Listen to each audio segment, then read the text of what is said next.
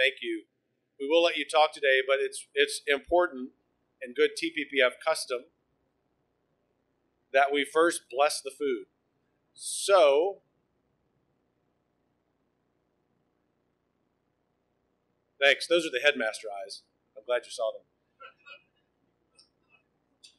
All kidding aside, thanks for going through that cattle call well. We want to take advantage of your time. It's a real privilege for us to have Representative Kyle Biederman here with us at lunch. Representative Biederman is a freshman in the Texas House. I've gotten to know him very well over the last year and a half, consider him a good friend, someone who looks at public policy through the eyes of a small businessman owning a hardware store in Fredericksburg. And I think that you will enjoy getting to know him during his length of service in the Texas legislature. Please join me in welcoming Representative Biederman, who will give us our invocation.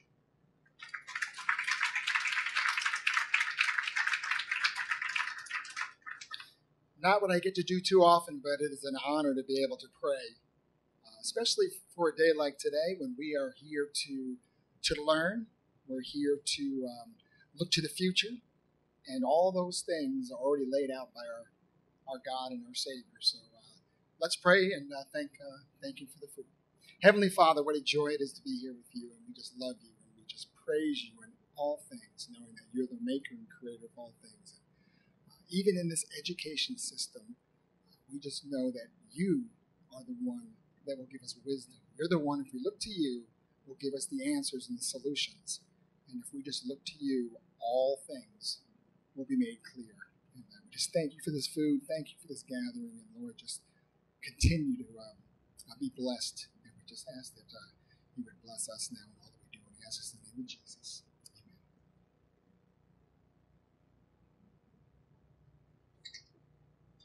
We have an outstanding panel or presentation for you at lunch today.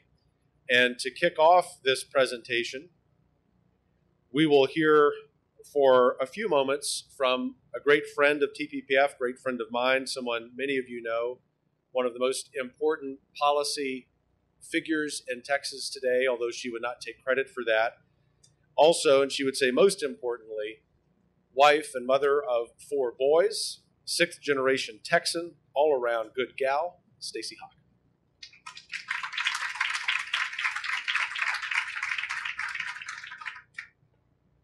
Thank you all for being here today to discuss one of my favorite topics. Who doesn't get tired of talking about school finance? Before I came today, I stopped off to do my civic duty and vote. And on the ballot, I got to vote for approving the ad valorem tax rate of $1.20 per $100 of valuation in the Eanes Independent School District for the current year, a rate that is 2 cents higher per $100 valuation for that school district rollback tax rate for the purposes of 1, accessing local additional operating revenue, and 2, decreasing the overall ad valorem tax rate by $0.0125. That seems very clear cut. I tried to explain to my husband that we were increasing the rate so that we could reduce the overall rate and have more revenue for the district. And his head wanted to explode. And he is in the finance industry. So that is what we are dealing with in Texas. We are dealing with a school finance system that is monopolizing our time. When we talk about policy, when we talk about how school boards are spending their time, when we talk about TASB and TASA and how they're spending their time and how they're equipping our districts, they are looking at what's the tax rate for our M&O? What's the tax rate for INS? What are we going to do through bonds? What are our pension plans and our liabilities? What are we going to do locally at the schools through our booster clubs and our PTAs? What are we going to do through our education foundations to philanthropically support our school districts? And all of those same questions are being asked in a really different way by our independent charters, who have a different system of finance and no ability to levy taxes, and very limited to no ability to levy bonds, and without some of the other traditional infrastructures. It's become extremely complicated and convoluted, and it's why even our legislators, for the most part, when a plan is put forth, have to just sit back and wait until the runs are done and they can see how this might financially impact their district, to know even how they feel about the changes that we're wanting to make.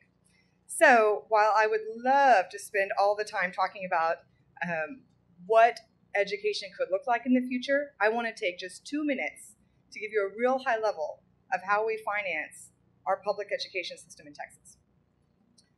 The 2-minute overview. So we spend north of $60 billion a year on K-12 education. 13 of the most formative years of our children's lives are spent being publicly educated, the lion's share of them. And we have serious money in it. To put it in perspective, I believe Oklahoma's entire state budget is $6 billion a year. So Texas, it's a massive industry, and it's a massive operation, and it's real financial liability that we as a citizenry are happily contributing to. We decided hundreds of years ago, this is important. We're all going to pool our resources, and we are going to educate our children. And we're going to do that for the benefit of them individually and the benefit of us as a society. And we have attempted to do that well and with excellence. And it may be time to not just revisit our school finance system, but to think about what a 21st century education system looks like in general, to be most productive for the taxpayers, the educators, and even most importantly, the students. So the way we finance today, there's 2 parts to it. We have a very complicated formula system. We take in information about a district, which includes their student population, their tax rate, their size, and out of the formula pops what they are entitled to from a funding perspective. Separately from that, we collect taxes and revenues to allocate for funding these school districts and also for funding our charter school. Our public education system comprises of both of those. Local taxes may raise a large amount relative to what they're due, given the property values and the student population, or they may not raise enough. So the state comes in with about as much as the property tax revenue to make everybody whole. But what happens is, if a local district is allocated $10 based on their student population, and their local taxes ends up being $11 because they are very property rich, then the state reallocates that extra dollar to a neighboring district that doesn't have enough revenue. Similarly, if they only raise $9, the state will come in and make them whole by giving them that extra dollar. Overall, the budget, about 45%, well, it's a little more than 45% now, is property tax. We all pay property tax. We're very familiar with that. A little less than 45% now is general revenue. That comes primarily through sales tax, but through lots of different kinds of taxes in the state of Texas. And then about 10% is from the federal government. And that has its own system of allocation that is very specific to what those funds come in for. So we have a formula system, and then we have a revenue system. And we fill up with property tax revenue first and federal government revenue, and then we pour in from general revenue until we're whole. We are liable. If 2 million more children come to Texas next year, we will pour in from general revenue until every single one of them is covered who enrolls in our public school system. And similarly, if 1 million children leave, the general revenue liability will be dramatically less, unexpectedly less. We have some foresight into this. Texas is growing rapidly. Everyone's moving here, and we're all having kids. As you heard, I have 4 of them, so I take responsibility for that. But we are providing for these children, and it is growing rapidly. So this budget is not going to shrink anytime soon. Of course, as part of all this wonderful growth, property taxes have also been a huge boon as far as a revenue source. But I just give you that landscape because I think we're going to hear for the rest of the afternoon about things we can do to change it. But it's important to understand where we are. And we can talk about why the formulas are so convoluted. We've got 24 years of tweaking. And some people will say that's, cronyism at work. The squeakiest wheels were able to lobby for special carve-outs. And that's why changing school finance is as convoluted or more so than changing our tax code. But on the other hand, I think there's real concerns about what the system of finance enables and doesn't. Because I think we all know that how you finance a goal ends up being the bedrock for how it functions and what opportunities are there for folks. We are in an age where a 21st century system of education is going to be about choice. It's going to be about personalized individual learning. We know more than we ever did about how much potential students have, but also about how they learn differently and how they flourish in different ways. And it's time for us to meet those needs. It is no longer going to be a system of take it or leave it, and we're going to have to create a system of finance that can support that kind of innovative landscape that we want in Texas, so that we can launch ourselves into being that first in nation that we expect from ourselves. So thank you for bearing with me on finance of schools and public education, but it's a big deal. We take it seriously here in Texas, and it's time, more potential than we've ever had, to really change it. So I'm very honored to introduce Aaron Smith, who comes to us from Houston and is an education expert with the Reason Foundation. He wrote what I believe to be one of the best white papers I've read on what a system of finance could look like here in Texas. Before that, he was a senior director at Yes Prep Public Schools, started here in Texas, and it would be remiss if I didn't take Brooke's hat and mention that he got his MBA from Texas A&M University. So thank you, Aaron, for being with us and joining us today. Aaron Smith, where are you? Okay, there you go.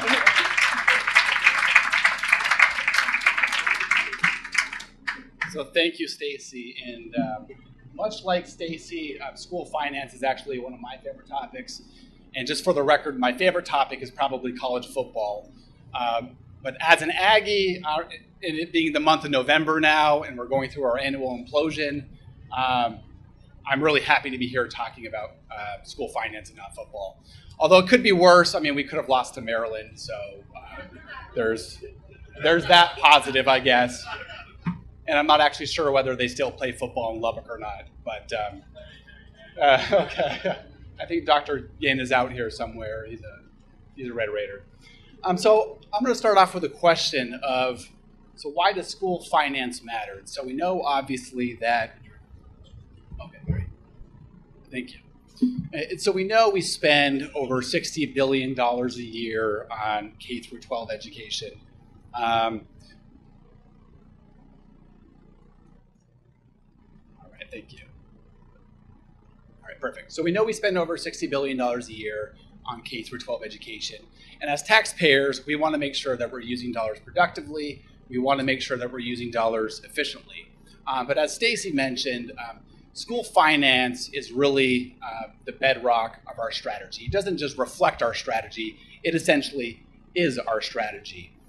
And right now, a lot of what we talk about in terms of being priorities are not reflected in the spending reality and how we actually allocate and spend dollars. And so first, for example, we say that a priority is to focus on improving results for disadvantaged students. But the spending reality is that most districts allocate fewer unrestricted dollars to schools in low-income communities. And there's a lot of research that backs this up, and I'll cite a few studies later in this presentation. Next, we say we want accountability for outcomes, which is great. But the spending reality is that the funding system that we currently have does not allow for the most effective form of accountability, which is parent-driven accountability through things like charters, open district enrollment, and education savings accounts, a program that we do not have here in Texas. Third, we say that public education should serve all students fairly. The spending reality is that per pupil spending largely depends on district boundaries and local tax policies as a result of our reliance on local property taxes to fund K-12 education. And finally, we say that we want to empower educators, of course, which is something that we definitely want to do. But the reality is, and something that doesn't get much notice, is that most principals actually have very little control, very little autonomy over their budgets. In fact, one study found that the typical principal controls just about 5% of dollars that are allocated to their schools. And so most of the decisions that are made at the district level, and of course, as you guys are familiar, there are a lot of restrictions as well coming from the state level. And so why is this the case? So this is our strategy here in word cloud form. And this right here is our strategy in document form. So this is the Texas School Finance Manual overview. It's great bedtime reading if you haven't gone through it yet. Also, it's much better than the movie, so it's a good read. So 3 things really stand out about this document to me and about our strategy. Number 1 is that this is very non-transparent. It's as if you need to learn a foreign language in order to understand our school finance system. So terms like golden pennies, copper pennies, level 1, level 2, tier 1, tier 2, NEFA, ASETAR, you keep going down the list. And so generally when I need to study a school finance system in other states, it might take an afternoon or 2 before I get a pretty good grasp of how it operates. But here in Texas, after researching this system for 2 or 3 years now, I still don't understand it all. There are a lot of nuances there. There's a lot of legal history that complicate everything. And it's one of the most non-transparent systems, certainly that I've seen. The second thing that stands out is that we have a bifurcated system. So instead of a system where dollars flow seamlessly between, let's say, charters and traditional public schools, we fund them in a similar fashion, but there are rules that don't apply to each. And so instead of having a seamless system where money flows easily, it is very bifurcated, which I believe is a disadvantage for how we fund schools. And lastly, I'd like to point out what's not mentioned a lot in this manual right here. And so there are about 9,600 words in this document. It mentions the word district 278 times, tax 156, tier gets 95 mentions, students only 70 mentions. But you can keep going down a little further, right? So teachers are only mentioned twice, parents twice, in the form of parenthood, in terms of one of our funding streams. Principals 0 times, and family 0 times. And to me, that pretty much summarizes our school finance system right there. And the bottom line is that our school finance system is not focused on students, it's focused on institutions, and it's focused on politics. And we need to move toward a more student-centric system. And this is especially important now because across the U.S. and within Texas, school choice in all of its forms is growing. And so right now, across the states, about 15% of public school students attend the school of choice. In Texas, enrollment in charter school enrollment growth has grown exponentially. And so you look at back in the late 90s, in the days of Mike Feinberg and Chris Barbick starting up with less than 3,000 students. And now we have well more than a 250,000 students who are in charter schools, and well over 100,000 students on waiting lists waiting to get into the charter schools. And so certainly, our system of funding schools was not only inadequate for the 20th century, it's even less adequate and more just terrible for the 21st century. And to address these challenges, we advocate for something called student-centered funding, which you might have heard of before. But this is a way of structuring your school finance system that's based on 4 key pillars. Number 1 is equity. So that includes both horizontal equity and vertical equity, or funding based on student needs.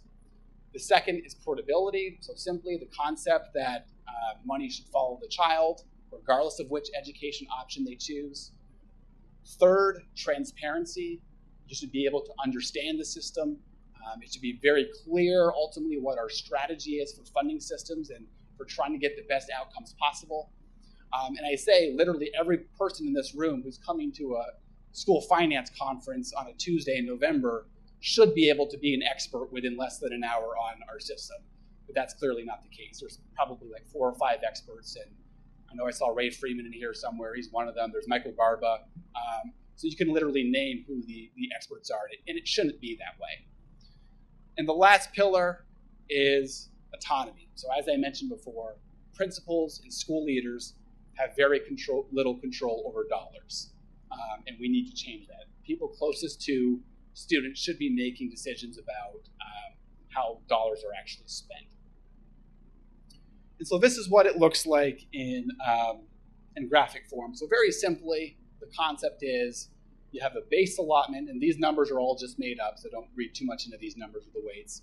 But we have a base allotment, and then you fund based on a weighted student formula, which gives students who have extra needs additional money. And that funding is tied to the student.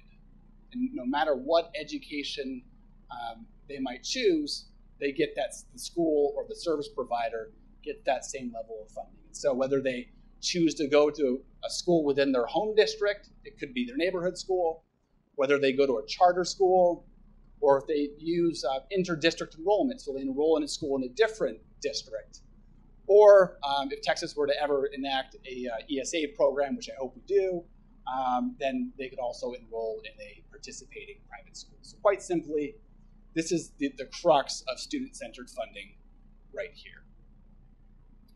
And so there's probably a lot that we could talk about, but I really wanted to simplify it and narrow it down to just 3 key principles that we should be focusing on for reforms. The first is to allocate funding based on students, which unfortunately is a bit of a novel concept.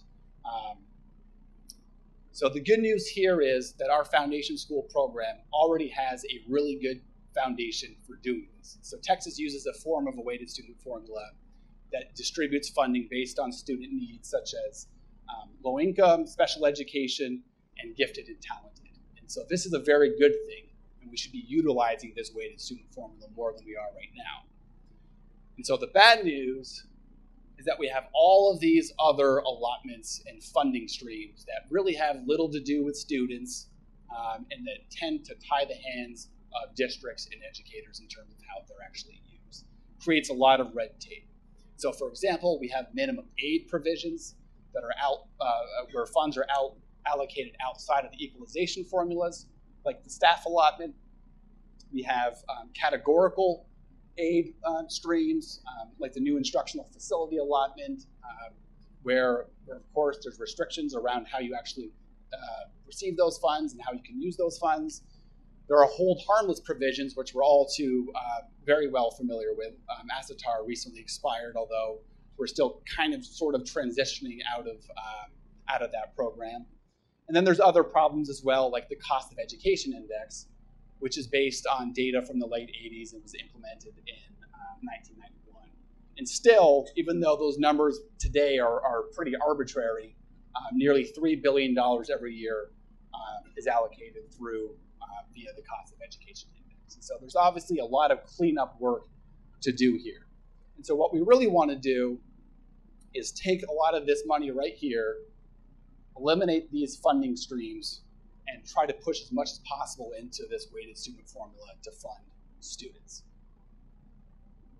So the good news is we have a model for doing this. There's probably several models for doing this, actually. And no, this is not a typo. California is, in fact, a model. They did something right. I'm not sure if I'm allowed to say that in this room or not. But so back in 2013, they enacted something called the Local Control Funding Formula. And this eliminated over 50 categorical grants. So believe it or not, their funding streams were probably a lot more restrictive than what we have here in Texas. And so it was a real terrible formula. And so they eliminated 50 plus categorical grants, and they ranged from everything. I mean, they had a categorical grant for oral health assessments, for community-based tutoring. So all these funding streams where, you know, those things might be good and they might add some value, but they're not the most productive use of dollars. And if the principal were sitting in the room, they'd probably say they'd rather have an extra, you know, learning lab specialist or literacy specialist as opposed to having to spend those funds on those specific things. And so they used these savings to push dollars towards their weighted student formula, and this ultimately improved transparency because you could see exactly how and why funds were being allocated. It improved equity because it was more student-based, and it improved autonomy as well because it got rid of a lot of the bureaucratic red tape that the state had at the time. And so this is one way that one model that we can look at in terms of legislative change. So the next guiding principle for reform is we want to minimize the role of local revenues. And by this in Texas, I mean mostly property taxes. And so property taxes and local revenues have not just been a problem in Texas for a long time. It's been a problem across all states for well over a century. So back in 1972, the President's Commission on School Finance concluded significant disparities in the distribution of educational resources have developed among school districts. That, we believe, is because the states have relied on local district financing for the bulk of education revenues. Then you go back even further to 1906, and Elwood P. Cubberley of Stanford University observed that justice and equity demand a rearrangement of the apportionment plan so as to place a larger portion of aid where it was most needed. And the problem that he was trying to address, of course, was the local revenue problem. So we've been trying to fix it for well over a century, and it hasn't gone away. And so from my perspective, the real solution, the only solution, is to try to minimize the role of local revenues or eliminate them entirely in terms of our school funding. And so right now in Texas, about half of our revenue comes from local property taxes, which ranks about 13th across the country, 13th highest, I should specify. And so why is this a problem? Well, there's a couple of reasons. The first you're probably very familiar with, and that is that local revenues cause funding inequities. And so this is a snapshot of Texas property wealth versus M&O rates, and all those dots are different districts. So on the y-axis, you see property wealth per pupil for the districts, and on the x-axis, you see maintenance and operations tax rates. You can't quite see the trend too well in this because there's 1,100 or so districts, and a lot of them are clustered around that $4 mark for some unknown reason. But when you run the numbers and you look at the correlations, Texas has symptoms of what's called the traditional school finance problem, which is characterized by high wealth districts getting more revenue and taxing at lower rates, and low wealth districts getting somewhat less revenue and taxing at higher rates. And when you drill down to the district level and you find examples of this, it's a lot easier to understand. And this is within Dallas County right here. So this is comparing Grand Prairie ISD versus Highland Park ISD. And so the size of those balls there represent the proportion of students in the district who are low income. So for Grand Prairie, off the top of my head, I want to say it's 70-75% low income. For Highland Park, it is 0% low income. And I actually looked at the Tabor reports, and 0% is not a rounding thing. It's actually like 0 students out of the 7,000 or so who are low income. And the problem that's illustrated here is Grand Prairie is taxing at $1.17 and getting about $200 less per pupil than Highland Park, which is taxing at $1.03. Another problem, a slightly different problem, you see DeSoto ISD versus Lancaster ISD, also within Dallas County. And these are two neighboring districts, so I actually believe they border each other. So these two districts are very similar. So they have a similar student population with low-income students. They have a very identical property wealth. But DeSoto ISD taxes at $1.17. Lancaster ISD taxes at $1.04.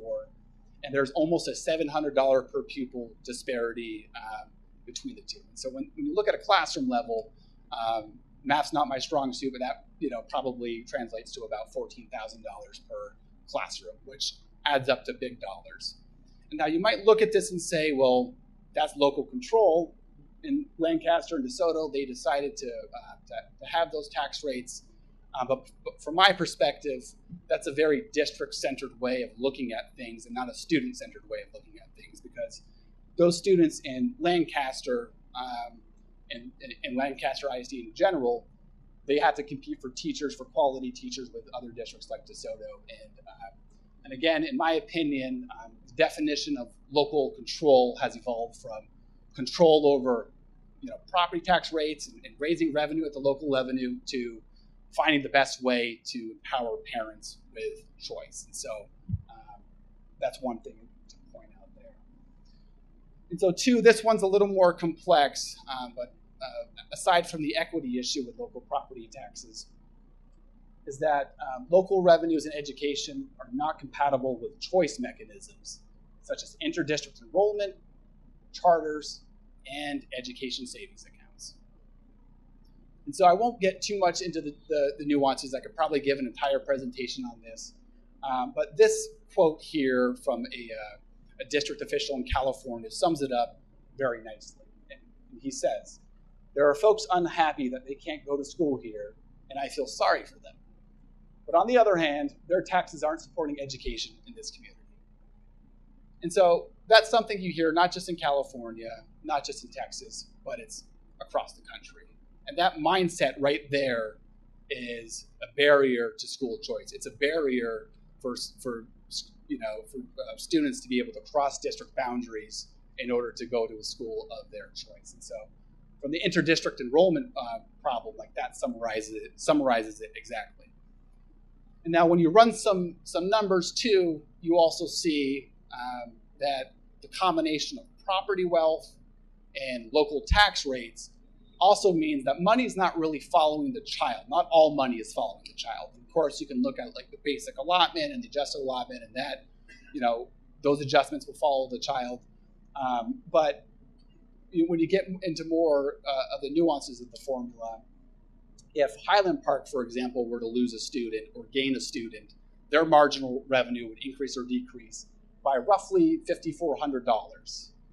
They actually wouldn't lose almost any. They would lose a little bit based on some factors outside the formula. But they wouldn't really lose any maintenance and operation revenue. But because of recapture, they would actually lose or save some dollars. But then you go down the list, and again, you look at a district like Grand Prairie. If they were to lose or to gain an extra student, that's about a $6,700 difference. So what this is a very inefficient way of funding students, right? We're not really funding students because if they go to one district versus another, they're getting a different funding allotment. And it also provides varying incentives for districts to take students. And I checked, and just for the record, Highland Park does not accept students from outside of their district, even though they're situated right in the middle of Dallas ISD, literally right in the middle of the district. And so a model for reform for us as Texans to look at is Indiana. And so Indiana eliminated property taxes from their general revenue funds altogether in 2008, through 2008 legislation. And it was a kind of a gradual change in a way because back in 2002, they had a bit of an adjustment. But the change between 2002 and 2009, it went from 28% local share of operational revenue down to 0%. And just to specify too, to be clear, they still raise funds for capital and even transportation using local property taxes. But all that operational revenue was eliminated from their formula. Literally in 1 year they did it. And so they replaced these revenues with an increased sales tax. And there's been some benefits to this as well. So one study out of Indiana University showed that this and other reforms have improved equity since 2009. And from the people that we spoke with across Indiana, they really stressed that this served as a catalyst for change and a catalyst for both more equity and a catalyst for more choice as well. And so overnight, and to paraphrase one of them, they said pretty much overnight, interdistrict enrollment became universal because it took away that excuse of these are our local property tax dollars. And on a similar note, I'm not sure exactly how directly related this is, but Indiana did pass a voucher program a couple years after passing these reforms. And generally speaking, local revenues also complicate things like funding for vouchers. So the last guiding principle that I'll go through today is that we want to ensure dollars reach the students they're intended for. And so this is probably one of the biggest problems we have, but also one of the problems that we talk about the least. So most of our discussion is focused on state formulas and how states fund school districts, right? That's what we talk about 95% of the time. But that's only half of the equation. Districts still need to fund schools and allocate funding down to the school level. There's a lot of research that shows that this is problematic. And so one study out of Texas found that allocation practices within districts have more effect on school-level resources than revenue inequities among districts. It concluded, we should not assume that school finance reforms directed at resolving resource inequalities between school districts will ensure those resources are equitably distributed among schools and their students. So this is not saying that we need to ignore the problem of funding school districts and how that works. But this is saying, like, you could have the most perfect system for funding districts, for funding students within districts, but if those changes aren't pushed down, then that's pretty much all for naught, right? We only won half the battle. So we really need to pay attention to what's happening at the school level, or at the district level, I should say. Another study out of California found that almost all of the state's largest 20 districts had funding gaps between high and low poverty schools. So this is a very common thing. It found tremendous variation within districts in school spending, typically not aligned with the needs of students in higher poverty schools. And so the state did a great job of pushing down greater equity, of reforming their school finance system, but probably the overwhelming majority of districts did not do their part to make sure that happens down at the school level. And so why is this the case? I won't get too much into the nuance of it, but basically districts use pretty antiquated staff-based allocation formulas based on average teacher salaries that distribute funds in a very rigid and inequitable way. And so a typical allocation system at the district level looks something like this for a high school, right? So if they have a principal, which of course they do, they get one principal per high school. If they have 800 students enrolled, they get an assistant principal. If they have more than 800 students enrolled, they get 2 assistant principals. And for teachers, they get 1 for every 25 students, and so on and so forth. And this is problematic, right? Because this means that a school with literally 798 students is going to get 1 assistant principal. But if you were to add 2 more students, you're going to get another assistant principal for a salary of like $80,000 or $90,000, right? So when you look at the per pupil allocations, they're very sensitive to these large, marginal enrollment changes. So instead of just saying, if you get 1 extra student, you get $6,000, the shifts are much wider, which causes inequities. And then, of course, there's also the average teacher salary problem, where districts don't really distribute funds based on how much the teachers at individual schools make. They use district-wide averages. And so if you have a lot of experienced teachers at this school over here who are making at the top of the pay scale, a lot of resources are going to be spent on that school. If you have a lot of teachers over here who are inexperienced and making less money because of that rigid pay scale, a lot fewer resources are going to be spent on that school. And I'll let you take a guess as to which school schools and communities tend to get the better end of that deal right there. And so to summarize the problems, it actually goes beyond equity at the district level, right? So dollars aren't reaching the students they're intended for, right? We say we're allocating funding for low-income students, but that funding doesn't all reach those low-income students they're intended for. But this funding system also diminishes transparency, and so there's really no strategy to it. You can't really understand why there are funding differences among schools. It provides a barrier to intra-district choice, and so if a student leaves to another school, those funds aren't necessarily following that student. And so the more inequities are kind of ingrained into the system. And once again, this favors centralized control over principal autonomy. And so you're giving principals staffing allocations. You're saying you're getting a librarian, but that principal might want a learning lab specialist instead of a librarian, or maybe an extra 6th grade math teacher to team teach. And so you're taking control out of their hands. And while some principals might be politically connected and they can lobby for those things, and they know people within the district, they can fight for those things, other principals aren't, and they may not have the time or the resources to be able to do that. So the good news is, on the district side of things, there's a lot of really good models for reform, and one of which is in Houston. So they've been using a form of a student-based allocation system since the late 90s, I believe, when Dr. Page was there.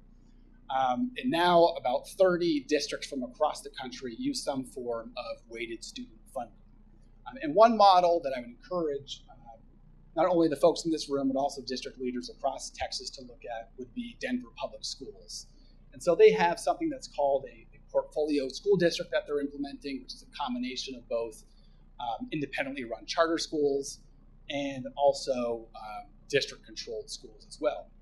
So their reforms have meant that 38% of dollars, which doesn't sound like a lot, but it is, but 38% of dollars are now allocated based on students in DPS, and this has resulted in increased principal autonomy.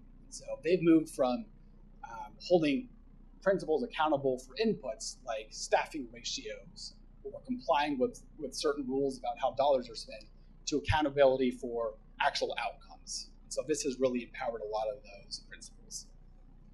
And on the state side of things, Arizona has done some great things to increase transparency. But before then, I actually do want to say that Texas has one of the best financial reporting systems in the country. Now, mind you, there's not a lot of really good competition out there.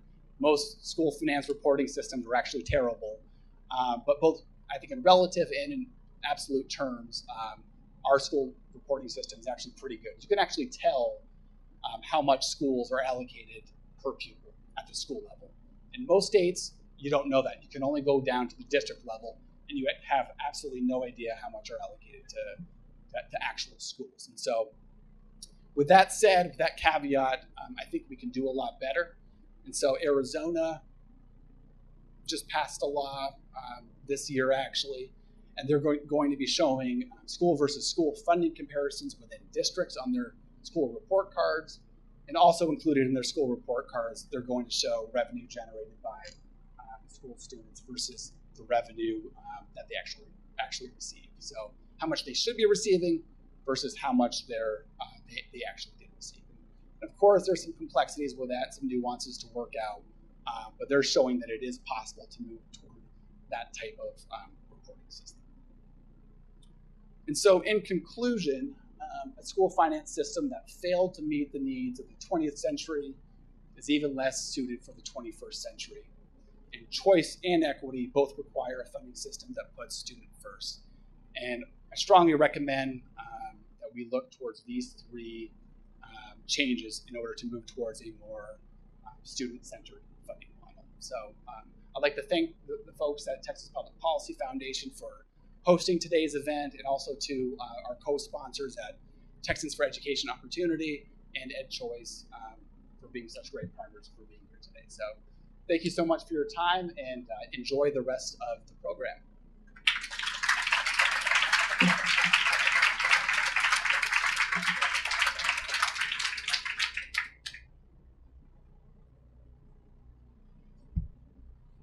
Aaron, you have time for a couple questions? Yeah, we have time for 2 or 3 questions, so why don't you come back up here. There is a roving microphone. Looks like the first question is going to be right over here by the window. Turn it back to you, Aaron. Thank you very much. Our financing system has actually been somewhat balanced by the Supreme Court decisions called Robin Hood. For example, I was just checking the TEA snapshot today, and in Bexar County, Edgewood, which is called a property poor district, actually spends more operating expenditures per pupil than Alamo Heights. Edgewood's figure is $10,091 per student. Alamo Heights was $9,543. So Edgewood is spending more money per student than Alamo Heights.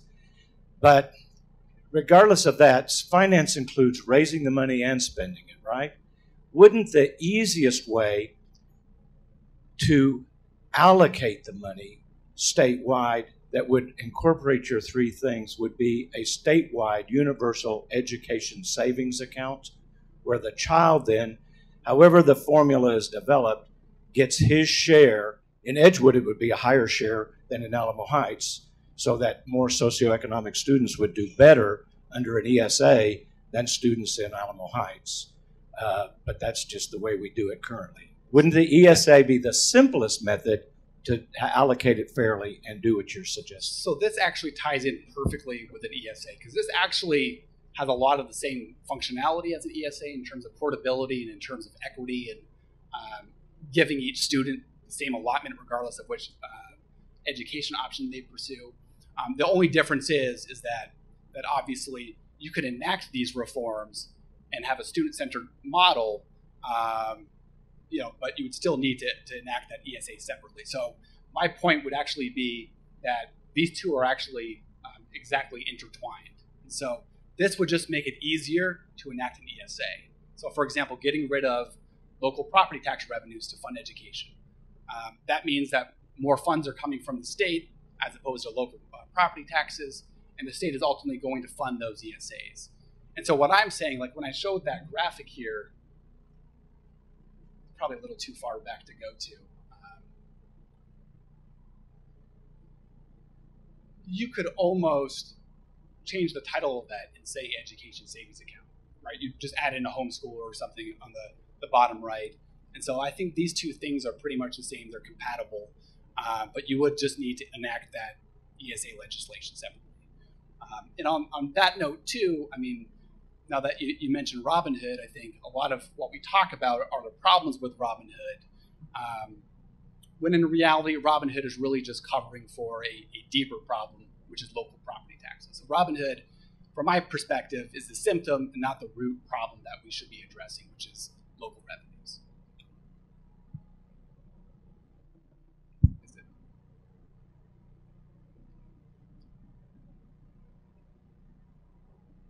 Hello.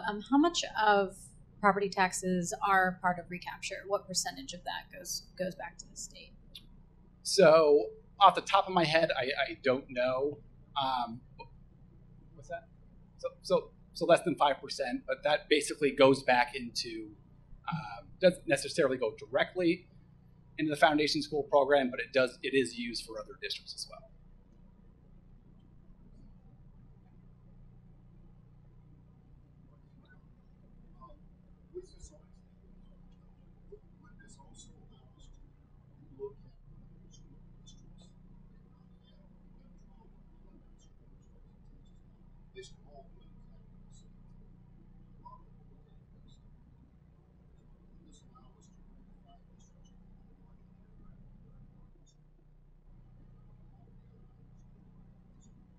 So I mean, one way of looking at this is that those district boundaries would become irrelevant. And so when money can flow between districts, and when you're not relying on districts to raise revenue, districts as the entity that we know them today, I mean, they're irrelevant.